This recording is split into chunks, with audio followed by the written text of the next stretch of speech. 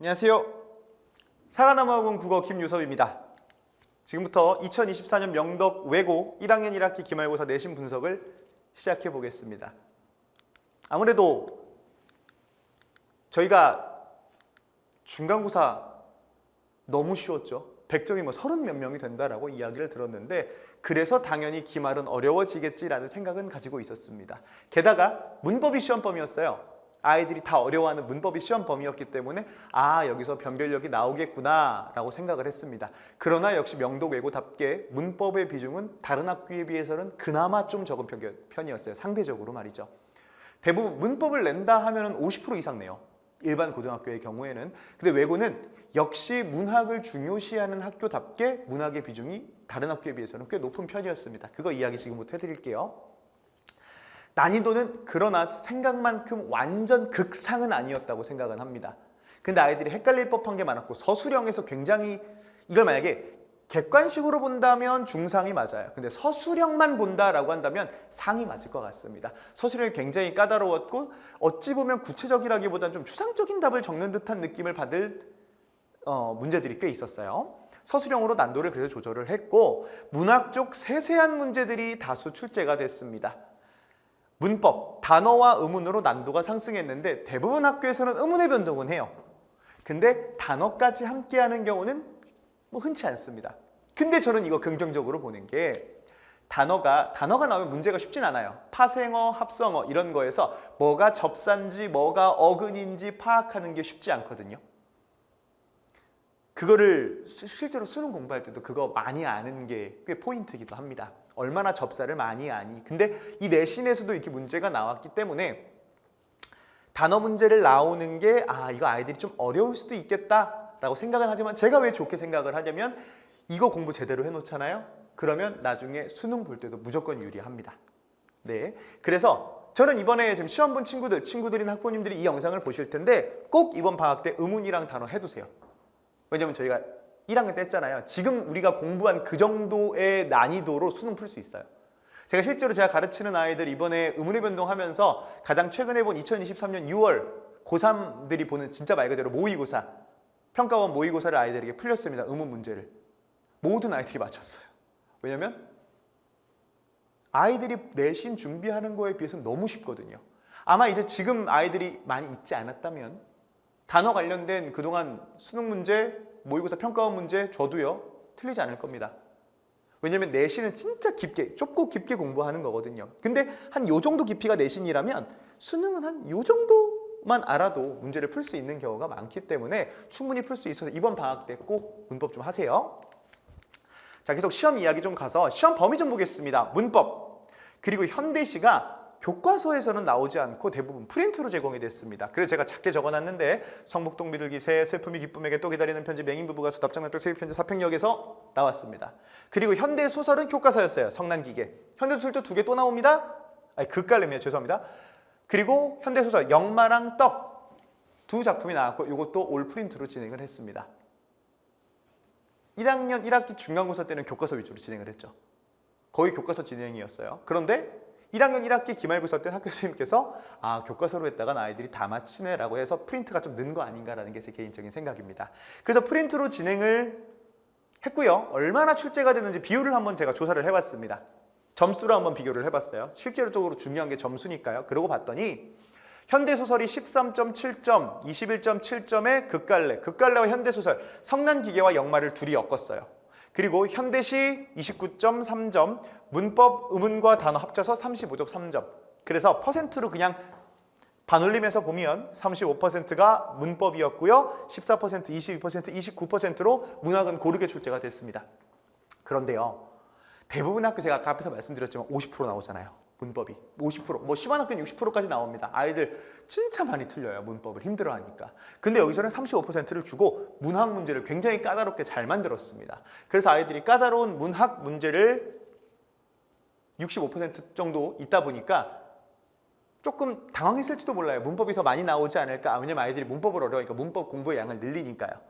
그리고 좀 재밌었던 문제가 여기 극갈래와 현대소설을 같이 엮은 문제. 이거는 갈래별 특성과 관련된 문제를 내기 너무 좋은 것이어서 요거 두 개 엮을 수 있겠다라고 제가 직보 시간에도 이야기는 했는데 실제로 출제가 되었고 실제로 그 갈래별 특성 물어보는 문제가 등장을 했기 때문에 굉장히 재밌었습니다.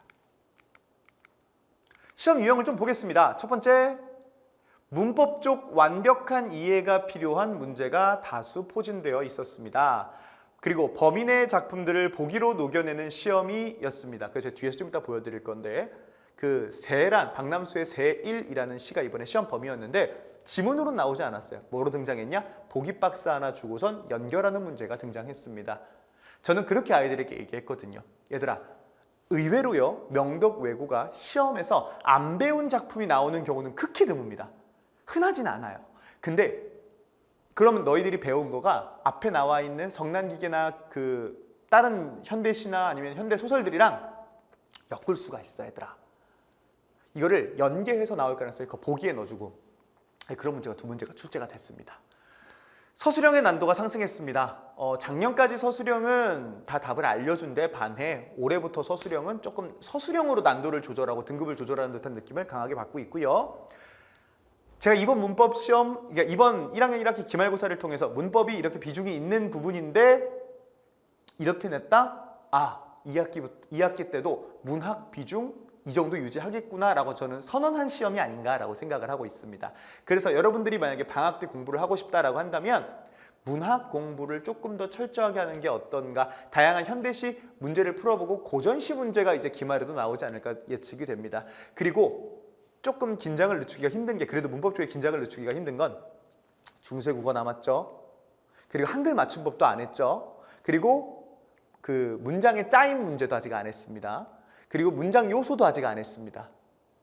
고등학교 1학년에 배워야 할 문법 관련된 것 중 4가지 파트가 남아있지 않습니다. 그 중에 저는 만약에 방학 동안 공부한다라고 한다면 저는 고전 문법 할 것 같아요. 중세국어 진짜 힘들고, 작년의 경우에는 2학년 1학기 중간고사, 2학년 1학기 기말고사, 2학년 1학기 기말고사 많은 문제는 아니었지만 2학년 1학기 중간 기말 전부 다 고전을 출제하셨었어요. 그렇다 보니까 명덕 외고는 아무래도 중세국어를 좀 중요시 여기기 때문에 선생님은 바뀌었을지라도 그 부분을 중요시하기 때문에 그 부분 완벽하게 익히는 거 추천을 드리고요. 문법적 완전한 이해가 필요한 문제 다수 체크인데 여기 보시면 여기 국화, 맞추어, 가지어, 안턴, 쓰어라가 이렇게 된 거, 그리고 여기 그드, 브즈가 흐랑 만나서 거센소리 크트, 프츠가 되는 현상이나 하나 물어봤어요. 두 번째, 모음이나 오우가 다른 모음과 결합한 모음 축약에 대한 이야기를 했습니다. 이 두 가지의 예가 아닌 거를 찾는 거였어요. 거센소리 되기와 모음 축약이 아닌 거를 찾아라. 저는 아이들에게 수업 시간에도 그렇고 직보 시간에 되게 많이 해줬던 게 뭐냐면, 개념을 확실하게 이해했지? 그러면 예시를 봤을 때 할 줄 알아야 돼 라고 해가지고 제가 예시를 줬던 것 중에 여기 쓰어라, 받아 썼지만 이게 쓰었지만이어서 의탈락인 거 꼭 기억해 라고 아이들에게 이야기를 했었어요. 그리고 크어서도 커서인데 이게 크다가 기본형이니까 을을 탈락해야 돼를 아이들에게 되게 강조했었는데 이게 시험에 출제됐고 정답으로 체크가 되어서 제가 가르치는 아이들 같은 경우에는 요거는 간단하게 풀 수 있어서 적중한 문제라고 볼 수 있겠고, 문법적 완벽한 이해가 필요한 문제 다수 출제 두 번째는 통사적 합성어와 비통사적 합성어를 비교하는 문제는 얘들아 무조건 나올 것 같아. 그래서 제가 비통사와 통사 구별하는 가장 간단한 방법들, 뭐 연결어미라든지 앞에 사이에 뭐 조사를 넣어봐라, 이런 식으로 여러 가지 방법을 통해서 되게 많은 단어를 아이들과 공부를 했습니다. 그리고 실제로 그게 출제가 되어서 통사, 비통사를 구별하는 문제가 출제가 되었습니다. 이것도 적중이 되었었고, 그리고 단어의 짜임, 제가 형태소, 단어, 어절, 뭐 자립, 의존, 실질, 형식 형태소 막 이렇게 해서 진짜 모르겠어요. 제 수업을 지금 듣는 친구들은 이해를 하겠지만 안 듣는 친구들은 모르겠는데 정말 죄송해요. 말 그대로 개소리 해가면서 애들 막 외우게 하거든요. 예를 들어 형식 형태소는 제가 막 이야기를 꾸며요. 형식이 형이 있어. 그 형은 종이접기를 잘해. 정말 개소리죠? 종이접기를 잘해. 근데 그래서 우리 맨날 가가지고 접어줘라고 한단 말이야. 형 접어줘. 접사, 어미, 조사. 접어줘. 이게 형식 형태소거든요. 죄송해요. 이런 식으로 해서 아이들에게 정확한 형태소를 파악하는 문제, 어떻게 찾는지에 대해서 정확하게 이런 개소리들을 통해서 계속 아이들에게 뜻하지 않게 암기를 계속 시킵니다. 그래서 이렇게 형태소 관련된 문제도 출제가 되었고요. 여기 그 어근에 접사를 붙여서 단어를 만들 때 품사가 바뀌는 경우가 있다. 그러니까 이거를 여기다 붙인 이유는 명사 파생 접사는 품사를 바꿔 얘들아 라고 하면서 시험 직보, 이거 직보 자료입니다. 직보 때 아이들에게 소개했었는데 그것도 적중이 돼가지고 한번 가져와 봤어요. 그리고 보기 문제, 제가 아까 앞에서 말씀드렸죠. 범인의 작품들이 보기로. 요것도 실제로 학교 시험 범위 내에 있었던 새라는 작품, 요것도 시험 범위 내에 있었던 또 기다리는 편지라는 작품이었습니다. 근데 이게 보시면 알겠지만 둘 다 보기로 출제가 되었어요. 보기로 출제를 해서 아이들이 풀 수 있게 문제가 출제가 되었다는 거. 그리고 서술형 문제 난도 상승인데요. 처음 보는 유형들의 문제였습니다. 요 문제는 그나마 쉬웠어요. 요거는 사실 아이들이 중학교 때 외워오는 문제이고요. 자음체계표 아시죠? 자음체계표를 외워오는 문제, 외웠고 잘 외웠는지 확인하는 문제였고, 제가 아이들 시험 볼 때 의문할 때 이거를 계속 빈칸 테스트를 계속 봤어요. 그렇기 때문에 제 아이들 중에서는 요거 나오면 너무 다행이다, 너무 쉽다라고 아마 금방 풀었을 겁니다. 요 문제는요 굉장히 독특한 문제였는데 위에 이제 제가 그거는 따오지 않았네요. 답모음표를 그리는 거예요. 그래서 제가 크게 세 가지를 아이들 백지 테스트를 봤습니다. 아마 시험 본 친구들은 이해를 할 거예요. 자음체계표, 답모음표, 그리고 된소리 되기 네 가지 조건. 이 세 가지를 제가 백지 테스트로 애들 계속 봤어요. 애들이 막 토하려고 할 정도까지 봤어요. 그래서 그 답모음표를 정확하게 하고 그거에 해당하는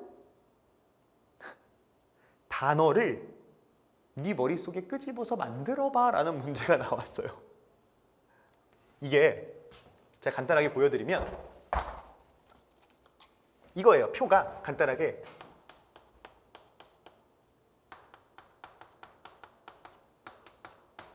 이렇게 나와요. 그럼 1, 2, 3, 4, 5, 6, 7, 8, 9, 10, 11, 11, 12 이렇게 있죠. 그러면 11에 해당하는 걸 적어. 12에 해당하는 걸 적는데 12번이요. 2로 시작하는 이 음절 두 글자짜리 적어. 위로 시작하는 거 두 글자짜리 적어라고 해가지고 어찌 보면 굉장히 창의력 넘치는 답안을 요구하는 문제가 출제가 되었습니다. 어렵진 않죠. 어렵지 않죠. 지금 얘기를 들으셔도 어렵지 않죠. 근데 문제는 뭐냐면 아이들이 시험장에서 이 문제를 받아들였을 때 당혹감과 시간 부족을 느끼지 않았을까라는 게 걱정이었습니다. 시험장에서 아이들이 얼마나 긴장을 하고 들어가요. 그런 상태에서 이런 문제를 마주하면 아이들 막 뭐가 있지 기억 안 나 이럴 수 있기 때문에 그게 좀 걱정이었습니다. 그 서술형 문제 또 다른 거 하나를 본다면 이런 식으로 마치 보기 박스에 등장할 법한 이야기들을요 문제로 하고 그 사이에 빈칸을 뒀어요. 이 빈칸 메꿔봐, 이 빈칸 메꿔봐라고 하는 거였어요. 그러니까 완벽하게 그 작품 그 내용 그 안에 실질적인 내용뿐만 아니라 이 작품 전반적인 내용을 얼마나 네가 알고 있니를 물어보는 문제였습니다. 아이들이 세세한 부분만 공부하다 보면 좀 넓게 공부하지 못한 친구들은 이 두 개 아마 힘들었을 겁니다. 학교 선생님이 시험 보기 전에 그랬답니다. 너희 프린트 꺼내보고 싶을지도 몰라. 프린트 꺼내서 빨빡 다시 보고 싶을지도 몰라. 진짜 꼼꼼하게 봐야 돼 라고 생각했던 문제, 그 이야기를 하신 이유가 이 두 문제 아니었을까 생각을 하고 있습니다. 그 추후에도 문학 위주의 시험 기조가 예상이 됩니다. 이번에 문학 65%, 문학 35% 출제한 걸 보면 다음 시험에서도 그렇지 않을까 생각을 하고 있고요. 방학과 2학기, 방학 때 국어 공부 어떻게 하냐? 첫 번째, 문법, 문학, 독서 어느 하나 치우치지 말고 하셔야 됩니다. 그러나 조금 더 방점을 두고 문제를 조금 더 풀고 싶다 하시는 분들은 이 세 개 중에 뭘 풀어야 될까요? 그쵸? 문학입니다. 왜? 우린 명덕외고니까. 문학을 사랑하는 명덕외고니까 명덕외고는 문학을 좀 많이 해주세요. 고전만 하지 마시고 현대도 좀 하세요. 그래서 다양한 문학작품 확인하는 게 중요하고요. 두 번째, 그래서 낯선 작품을 분석하는 능력이 필요합니다. 낯선 작품을 어떻게 이해하고 여기서의 상징들은 뭐고 여기서의 표현법들은 뭔지, 그리고 개념 안 잡혀 있잖아요. 그럼 개념을 이번 방학 때 하셔야 돼요. 개념을 이번 방학 때 꼭 하셔야 됩니다. 그래서 저도 아마 수업을 진행하게 되면 아마 본격적인 명덕외고 수업 들어가기 전에 개념어를 한번 다 잡고 들어가는 시간이 있을 것 같습니다. 그래서 저는 문학을 낯선 작품을 분석하고 진짜 말 그대로 분석을 하기 위해서 이런 표들을 이용해서 수업을 진행합니다. 화자는 뭐 누구야? 직접적인 감정은, 주제는, 표현법은, 대상과의 관계, 화자의 정서, 모르는 어휘들은 뭐가 있어라고 하면서 이 시 자체를 내 입장에서 확인을 해보고 그 다음에 수업 시간에 저와 같이 연결 지어서 확인해 볼 겁니다. 아, 내가 이거 잘못 생각했구나 라는 훈련을 진행할 거고요.